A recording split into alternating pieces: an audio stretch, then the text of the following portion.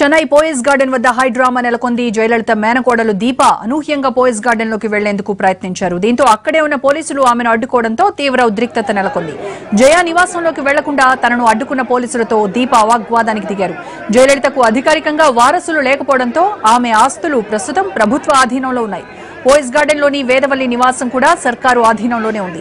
అయితే ఈ నివాసాన్ని తాను స్వాధీనం చేసుకుంటానని, తనను నివాసంలో ఉండేందుకు అనుమతించాలంటూ దీప హల్చల్ చేశారు. తన అనుచరులతో వచ్చి నివాసంలోకి వెళ్లేందుకు ప్రయత్నించడంతో పోలీసులు అడ్డుకున్నారు.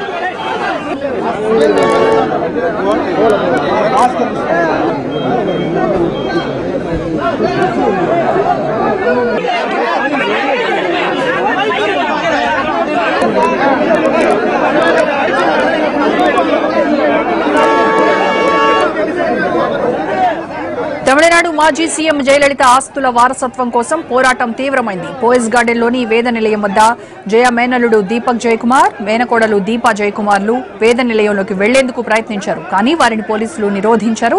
తమ అమ్మమ్మ, తాతయ్యల ఫోటోలు ఆ ఇంట్లో ఉన్నాయని, తమను ఇంట్లోకి వెళ్లకుండా అడ్డుకుంటున్నారని పోలీసులపై ఆగ్రహం వ్యక్తం చేశారు. ఈ సమయంలో దీపక్ కారును ఏఐడీఎంకే కార్యకర్తలు ధ్వంసం చేసేందుకు ప్రయత్నించడంతో వారిని పోలీసులు అడ్డుకున్నారు. మరోవైపు దీపా జయకుమార్ అచ్చం జయ ట్రెండ్ నే ఫాలో అవుతున్నారు. జయకు ఏమాత్రం తీసిపోకుండా కట్టు బొట్టు విషయంలో మీడియాతో మాట్లాడే విధానంలో అత్తమ్మని అనుకరిస్తున్నారు.